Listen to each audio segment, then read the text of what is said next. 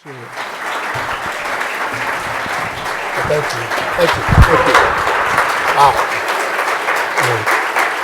Thank you. Thank you. Gosh, I ought to quit now. Doesn't get much better than that. Listen, thank you.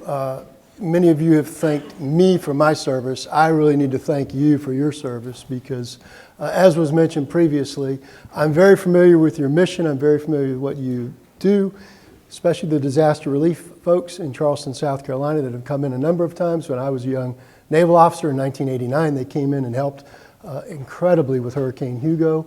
At that time, my dad was a retired Navy captain and actually the county administrator. So he speaks incredibly highly of y'all. Dad also, when I was in high school, went in for what was going to be a routine back operation. It was only going to take an hour, and 5 hours later, and multiple transfusions of blood, we almost lost him. So I, again, understand and appreciate and value everything you do. Thank you also, obviously, to Amy, to Paige, and to Paul for having me here today. I want to talk to you a little bit about this concept I call legacy leadership. It is pretty much in the book that I just wrote, and I'll also talk to you a little bit about the book. And then we're going to run through about 15 concepts that I think you'll find in the 19 chapters. It's a very quick read. There's no statistics, there's no deep theories. It's just me telling sea stories, which in the Navy just means an old Navy story, right? I've got 3 daughters. I've told those stories to them multiple times. They've all got the book. I signed a very heartwarming note to them in the book. My middle daughter just went abroad. She goes to Furman University. She just went abroad to Furman University, from Furman University to study in Japan. Guess what I saw in her room the other day? The book. So she left the book there, but she did tell me the other day, she did, and I love it. Got 3 daughters, love them to death. She did tell me the other day, she says, Dad, she says, it's a great book. And I said, I gotcha.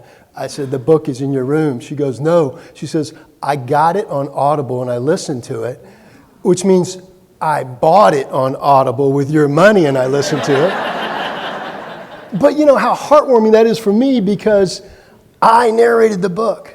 You know, when the publishing company came to me and they said, you can have voice talent do the book, or you can do the book. I said, well, what voice talent could possibly be better than my voice talent? And there's plenty of voice talent that could be better than my voice talent. It took me 15 hours with a audiobook producer in the UK. And the audiobook is 3 hours and 39 minutes long. And I called my publisher a couple weeks ago and I said, hey, look, I haven't heard the audiobook yet. I know you've got the file. I heard it, I remember doing it. I said, can I get a copy of it? She goes, well, Mark, it's difficult to get you a copy, but you can buy a copy on Audible. I said, God. So don't let anybody tell you that hybrid publishing is a cheap way to get to where you want to be. I've had some wonderful, I've seen your marketing. I've had some wonderful marketing folks help me over the past 90 days. But a lot of this has just been me learning myself. So thank you for letting me tell you that story. So I think Paul told me he might have to leave a little bit early. So this is very important, right? Is all leaders, we have the ability to create what I call a legacy leadership, right? What is that? And that's what I'm going to try and speak to today. And it really comes back to, I'm not the Admiral, okay? I was the Admiral's aide 30 years ago as a young, impressionable Navy lieutenant, working every single day for this Admiral, trying to make sure every single thing in his day went off well. And some 30 years later, I wrote a book about him and everything that I learned there because it stayed with me in the Navy. Then when I became a Naval Reservist, then when I came to a law firm, then when I became a partner at a law firm, at Delta, on 9/11, at Boeing for the past 15 years. We won't go into that here because this is my hobby and I don't talk about Boeing here. This is a friendly audience, even though I'm a lawyer for Boeing. We leave that at the door. But that's the concept. What is legacy leadership? And this is the Paul question. Who's the best leader you ever worked for, right? And we all know that. We know the best teacher. We know the best leader. We know the best team, right? Because I see people smiling and nodding their heads. And the opposite of that is what? Who's the worst? When you were miserable, right? You just dreaded going to work every day. For me, it might have been I was a young associate at a law firm and I had a partner that was pretty rough on the edges. But again, we remember those folks. And I say, my fabric of leadership has been created by the good people as well as the people that I would not want to aspire to be, right? You take both of those and it becomes who you are. So a little bit about the book itself. I had taken notes when I was the aide, and again, I know there's some military folks in here that I was able to meet on today, but no kidding, from 5 in the morning till 6 or 7 o'clock at night, my only job was to ensure that everything that he did that day was a success. Speech was written right, we got to where we were supposed to be on time, right uniform, he knew everybody that was going to be there, he knew family members' names, everything was executed flawlessly, and that I was out of sight, right? So I'm briefing him before we go somewhere. In terms of what he needs to do that day, preparing the speeches, what uniform we need to be on. A lot of people say that an aide for an admiral gets to know the admiral as well, if not better, than the spouse. Because for 18 months, I'm there right there with him. We're getting dressed together in the same rooms a lot of times. I'm inspecting his clothing. We're standing side by side sometimes in the men's restroom, and I'm saying, boss, you need to know this before you go back in there. So it's one of those jobs that demands excellence. And I knew I was his third aide. I knew he had fired his first aide. So, and people reminded me of that repeatedly. He fired his first aide. Yeah, I got it. You get the whole big shoes to fill. Whenever you come into a new job, they're always real nice to the departing person, and they say, you got some really big shoes to fill. He said, yeah, I get it. But so when I figured out that this stuff was still banging around in my head, and we got in the middle of the pandemic, my daughters taught me something that I'd never done before. That's called binging on Netflix. So I'm sitting around watching Schitt's Creek and other things like that. And my wife's like, what are you watching? Because I'm hiding it on my iPad in the bed, and I'm laughing. And I decided there has to be something better I can do with my time, right? Because we were all looking for that thing to get away from the pandemic, right? What can we do? So I put pen to paper and started writing. It took me 2 years to write. The best advice I got from the publisher was stop writing like a lawyer and the editor. They said, write as you were thinking about it 30 years ago when you were in the room sitting down, with the Admiral and he was talking to you. So that's what I did. The book came out on January 29th. The marketing people said, it was ready last year. It took me 2 years to write, and I told somebody earlier, I said, look, I got to get this book out, and I got to start making some money on this book. They said, you're not going to release it in the fall. I said, well, what do you mean I'm not going to release it in the fall? So, well, we've got Republican convention, I heard this earlier, Democratic convention, Halloween, Thanksgiving, the elections, Hanukkah, inauguration, we got to get through that, so we're looking at January. And I'm like, you got to be kidding me, I knew all those things were coming. I wish you would have told me before then. And, no kidding, 8 or 9 months ago, we picked January 28, and that's when it was released. I'm exceptionally proud that the first run of 1,530 4 books, it was only supposed to be 1,500. They overran by 34 and asked me if I wanted to purchase those. And it was around Christmas, and I said, how about just give those 34 to me for Christmas? And they sent me an invoice. So all kidding aside, the publisher's been phenomenal. But the neat thing is, those 1,534 are gone. And thank you all for having about 100 of them. Thank you to Paige for having that. And my hope is to continue to get those in people's hands. I now ordered a second run, a second print. And some people say I'm crazy because, the incremental cost of printing, it doesn't really matter. Once you're at 2,000, it's only like $500 more for 3, and then it's only like another $500 for 4. And they said, what are you going to do? I asked the publisher, what should I do? He said, I don't know, it's up to you. Well, you know what? Might as well go big. Let's go for 4. So I went for 4,000 books. A buddy of mine said, look, I don't care. I'd be walking around downtown Charleston handing out books. I said, oh man, have my book, have my book. He goes, Fava, he says, I got it even better than that. At your funeral, there's going to be the table to sign, and then on the way out, they're going to say, grab a book. I was a military buddy, so you can only imagine the language I used. This is what I think a leader is and is embodied. And this is what the Admiral did with me and that I tried to do as I went along for years. Thinking about the best leader, thinking about the worst leader, the best team, the worst team. And I love what y'all are talking about because I've heard quality, I've heard expectations, I've seen goals, I've heard mission, all the same stuff that I do at the company that I'm in now. I've heard customers repeatedly. the importance of reputation, which obviously is critical. And I think very early on, you'll see in the first couple chapters, I think it's up to the leader to tell very clearly to the people, what are my expectations, right? What do I expect of you? I called that with the Admiral the initial guidance. He called me into the room. The cover was inspired by that conversation because that is me sitting at a chair right in front of his desk, and that's his arm at the desk, telling me what he expected of me during the next 18 months. And of course, the answer to every question was, when he said, do you understand that? You know what the answer was, right? Yes, sir. And I say in the book, I didn't understand it then, but I knew the right answer was yes, sir. So I think it's incredibly important to do that, because then you empower your team. Here's the expectations. You go meet the expectations and you run with it. That's what I expect you to do. I think it's critically important and as a leader to ask for help when you need it, especially if you're going to get in trouble or you're in trouble, right? My goal after I left the Admiral some 20-something years later, I became the commanding officer of a Navy Reserve Squadron. At the same time, I was a lawyer for Delta Airlines. And I remember when I became the CEO of the squadron, I said, you know what? I got to get through the next 18 months with three things. I don't want to have an accident with a plane. I don't want anybody to pass away on my watch. Some of that was in my control, some of it was not. And then the third thing is, I don't want to be relieved from command because I got in trouble. And one of the things the Admiral told me very early on, he grabbed me and he said, you are my eyes and my ears. Don't let me do anything stupid. Because everybody else will tell me yes because I am the Admiral.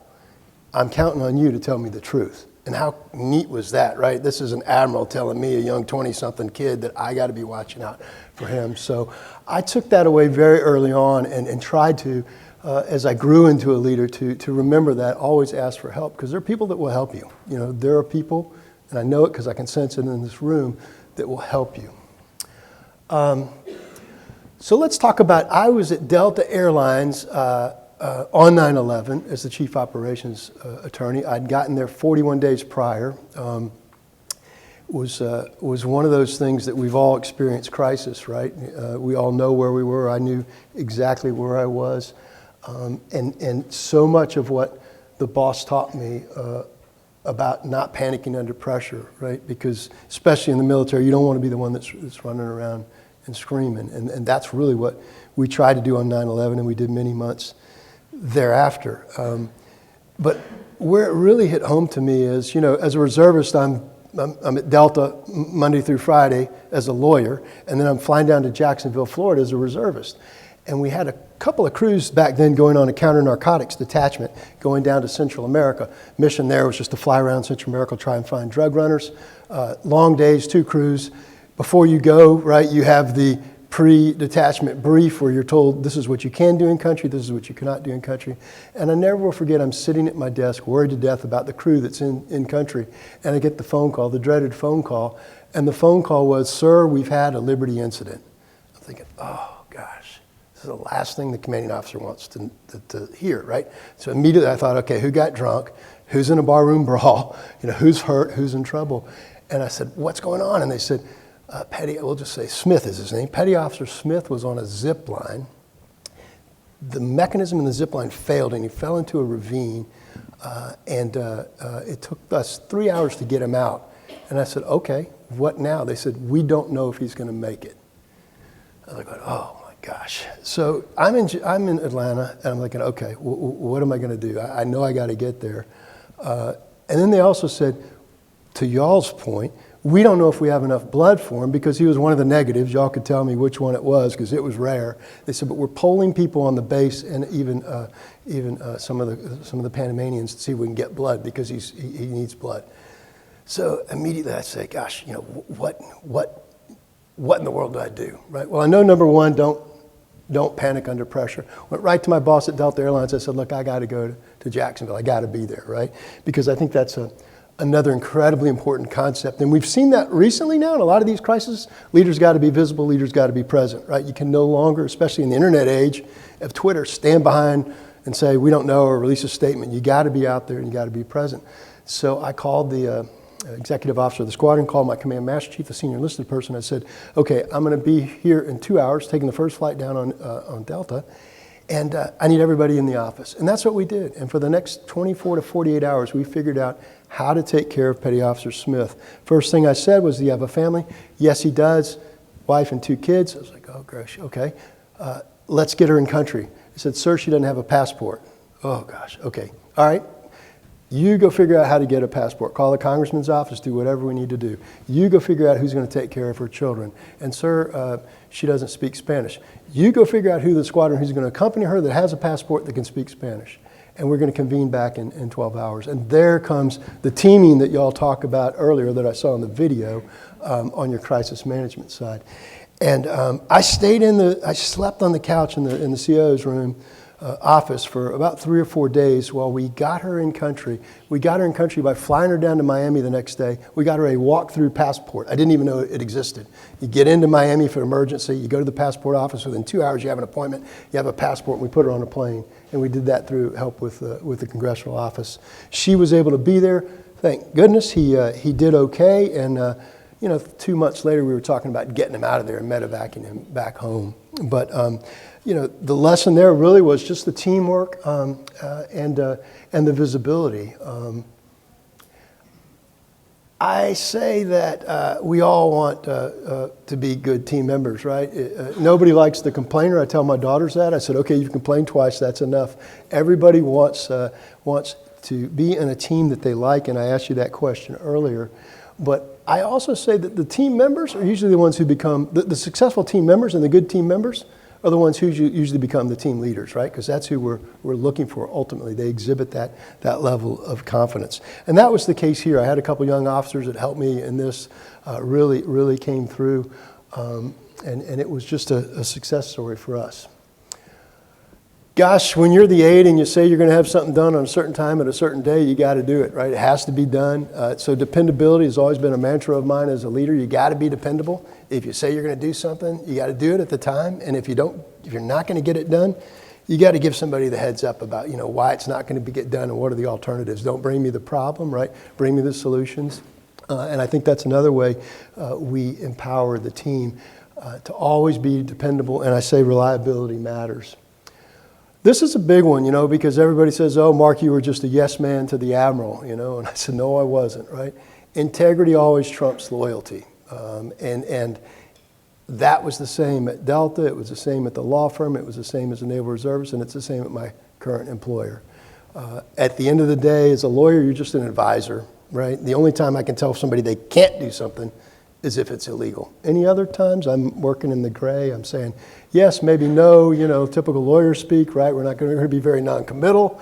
But at the end of the day, it's the leader's decision. So it's critically important, I think, to be loyal to your chain of command, be loyal to the boss, right? The water cooler talk, I call it in the book, the Navy term for that is called scuttlebutt, right? It's just going down the hall and bad-mouthing the boss. Been there, done that myself. We used to have a team of associates, and every morning we would get together in the law firm, and the ability just to go down and yuck it up with some other associates. But just recognizing that stays behind closed doors, right? And that the complaining and otherwise the criticism should not be vocal and while you're at the employer. And if it is, maybe it's time to leave, right? Maybe if you get to that point, maybe it's time to leave, or it's time to tell your person it might be time to leave, right? Maybe this isn't the place for you. I love this one. Now, this is more so military than anything else. I don't think we have any screamers at the Red Cross, but you never know. Times are different way back whenever.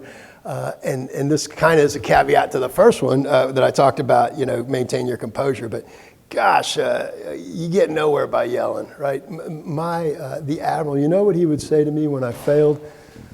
One time we were driving a car, I was driving his car around Norfolk Naval Base. He says to me, why don't we go look at the boats at the marina, right? He's a sailor, we got 30 minutes to kill, we're an official Navy vehicle. The yard arm is off, you know how the president has the presidential thing? Well, I just gotten in the car with him at the airport, and we've got his 1-star flag flying on the front, and he goes, pull over at the gas station. Well, I knew the drill. We pull over at the gas station, I turn the headlights off, I go pull the yard arm out, I wrap it up, throw it in the back seat. He gets in the back seat, goes in the front seat, and then we just go for a ride, right? It's just me and him driving around the base to look at big Navy ships and sailboats. He was a sailor, loved to look at sailboats. So as we get to the marina, I'm driving along, really not watching, and I go to do a U-turn, and the car tires, it's an old white K car, never did really like that Chrysler K car.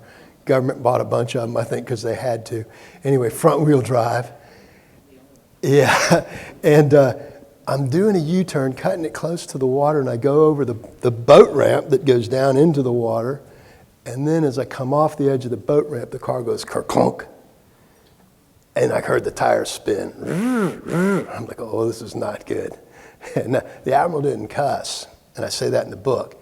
He looks at me and says, damn it, Mark, we're stuck. Now, he didn't scream at me. So that's the don't be a screamer part. And do we have any Marines in the audience? Because I've got page 60, I think 69 or 70. There's a chapter on Marines, and this was the Marine that saved the day. Thank goodness by the blessing of the good Lord, I see this guy running by, classic Marine right out of Central Casting, very short red nylon shorts, yellow tank top that said Semper Fi, bright blue running shoes, and he's running by and he sees the car stuck and he comes up to us, and we're still in uniform, so this could get very awkward. I'm still in uniform. You'll hear in the book, I'm always wearing an aiguillette, so I've got the loop on. He's got stars on his collar. We really don't want to call security to come get us unstuck. And the Marine comes up and says, looks like you gents could use some help. And I said, yes, we could. And gosh, he looks over on the side, and there was actually a 4x4 over in the tall grass. He says, he looks at the Admiral, he says, sir, why don't you take a walk? And the Admiral knew what to do. He took the walk about 10 steps over. The Marine tells me to get in the car. He starts jamming the 4x4 under the front right tire. He says, when I give you the thumbs up, you hit the gas. And sure enough, it worked. And I heard the car lurch forward. Marine standing in water in his shoes. The car goes forward. Admiral comes running back over. We jump in the car. We say, thank you very much. He says, happy to be of assistance. And he takes off running, wet shoes and all. He just goes, typical Marine. But the key was there, the Admiral didn't lose his composure. He did cuss, but it was okay because we were in extremis, and it wasn't yelling and screaming.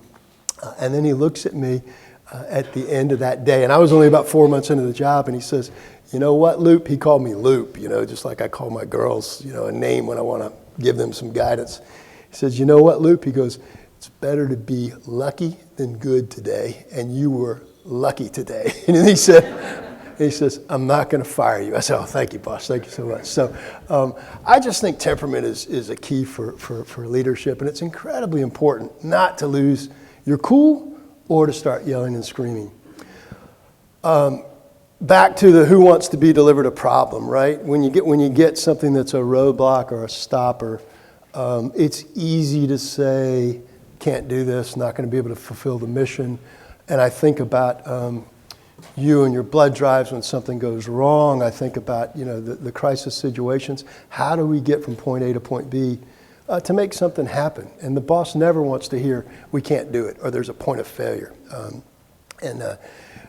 This was another one where, I always said, okay, I got to think outside the box. I got to get the mission done, and I got to get done right because I told him I was going to do that. One morning, his boss was flying in, and this is in Brunswick, Maine. So I'd left the beautiful Jacksonville, Florida to go be an aide up in Brunswick, Maine. Freezing cold Southern boy. Didn't really want to go there. It was one of the 2 times in my life where I said, I don't think I want to do that.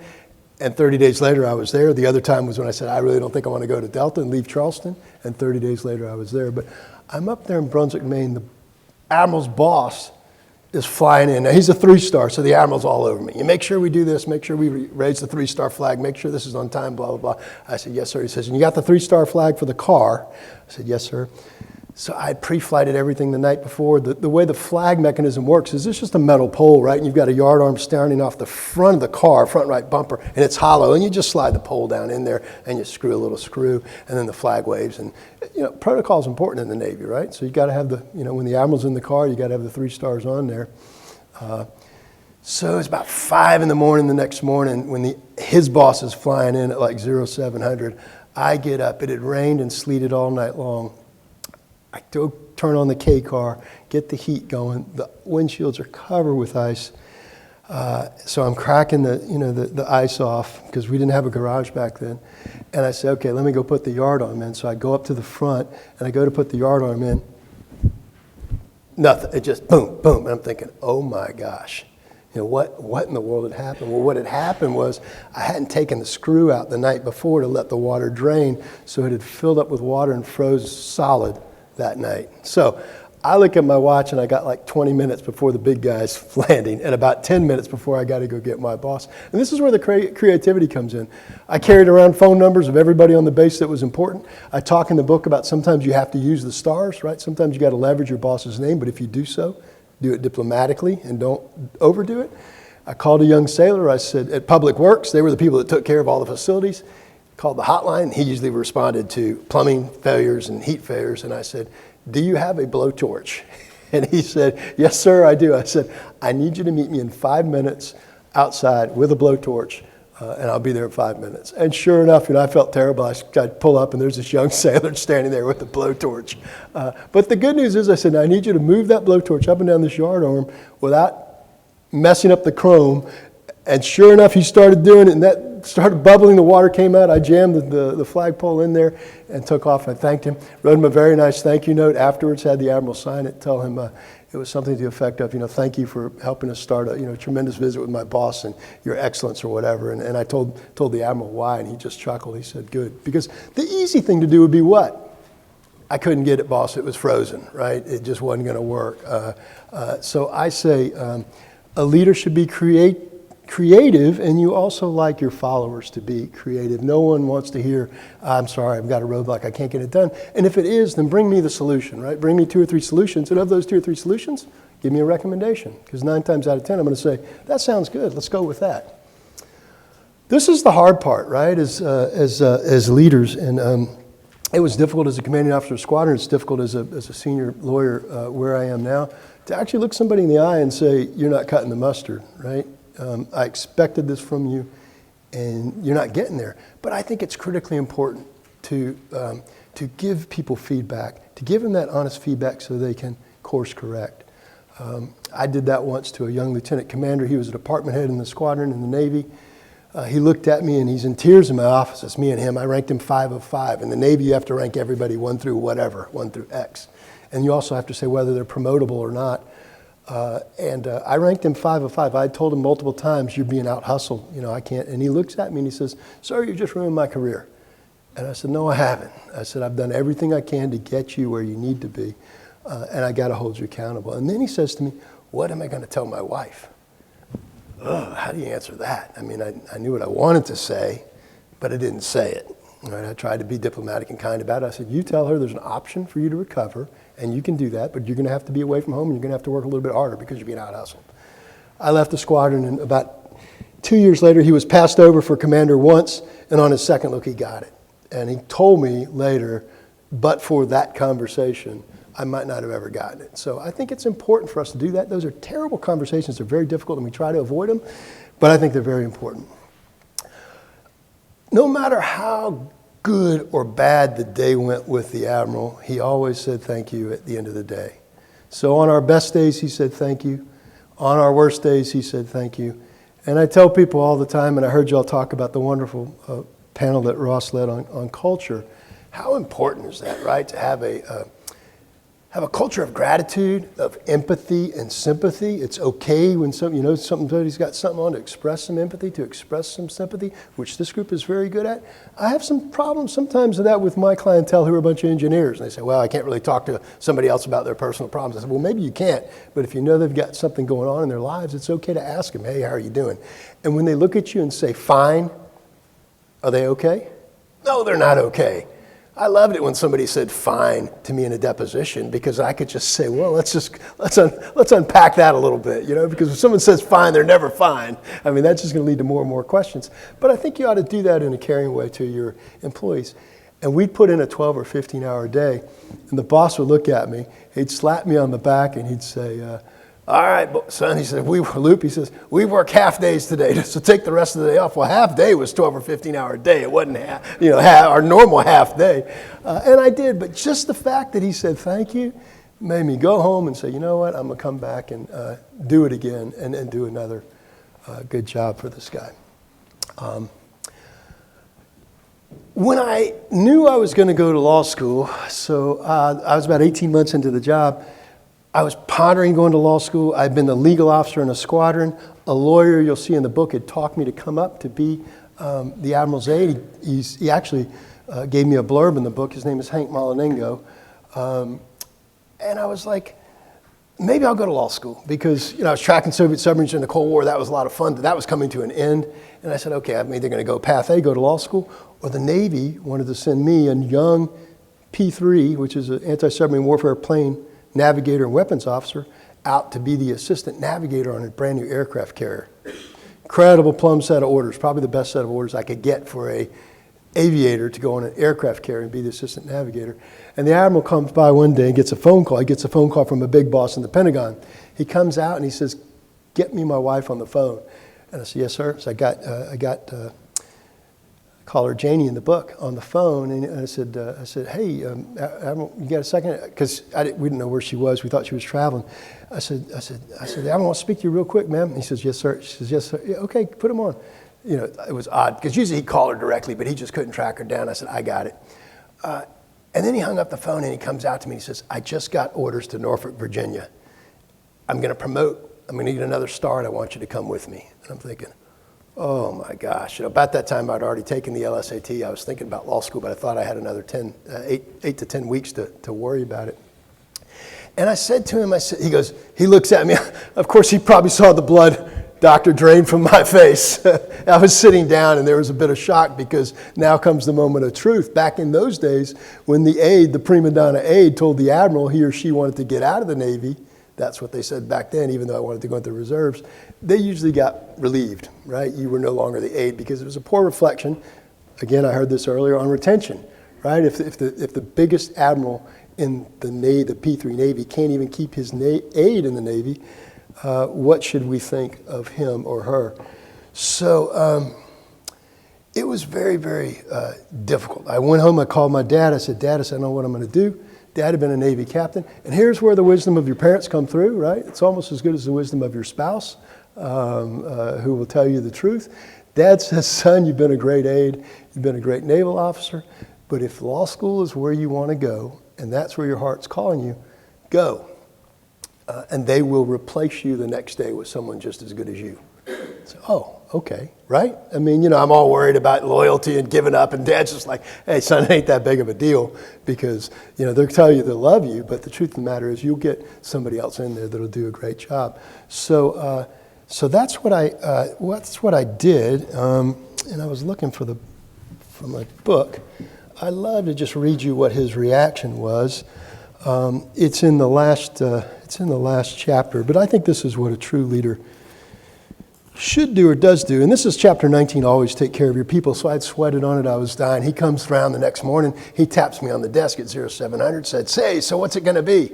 And I just look at him and say, oh boy, stomach is in knots, right? Because I got to go tell the boss I'm not going to be with him, and I don't want to go with him to Norfolk because I want to get out of the Navy. And so I sit down in the same chair that I'd sat down 18 months previously, and he says, what's it going to be? And then I look at him, and this is where we go. He goes by my desk, and he says, I looked up and said, sir, can I talk to you in your office? Sure, he said. I walked into his office, shutting the door on the way in. Have a seat, he said. I was nervous. I sat in the same high-back chair in front of his desk that I had sat in more than a year before when he gave me the initial guidance. I took a deep breath. Admiral, I'm very honored that you have asked me to go with you to Norfolk, but I need to be completely honest with you. I want to go to law school. He looked up at me. You mean get out of the Navy? Yes, sir. Are you sure? He said, and he had on his cheaters. That's why I'm doing this. Yes, sir. Can I talk you out of it? No, sir. Are you sure about that? Yes, sir. Decision made? Yes, sir. He stared at me. Okay, Mark, what can I do to help you? Wow, right? What can I do to help you? Not you're fired, not you're going to go somewhere else. And he did help me. He wrote me 2 or 3 glorious letters of recommendation. He wrote me a final evaluation, a fitness report, saying that, I had done a tremendous job for him and that I had exhibited at a young age every attribute of a future naval commanding officer. And 15 or 20 years later, I became the commanding officer of a squadron primarily because of that paper. Because if he had said the opposite, I never would have promoted. So,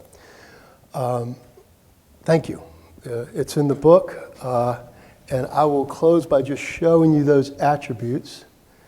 And this is it, right? Be the leader that someone wants to write about a book about you, right? By exhibiting these factors. And I'll be around later on. I'm happy to, if Paige says, which I think she did say, we have some time for questions, I'll sign books as long as people want me to sign books. They're already signed, but I'll personalize them and put a note in the front. But thank you so much for everything you do, and thank you for having me.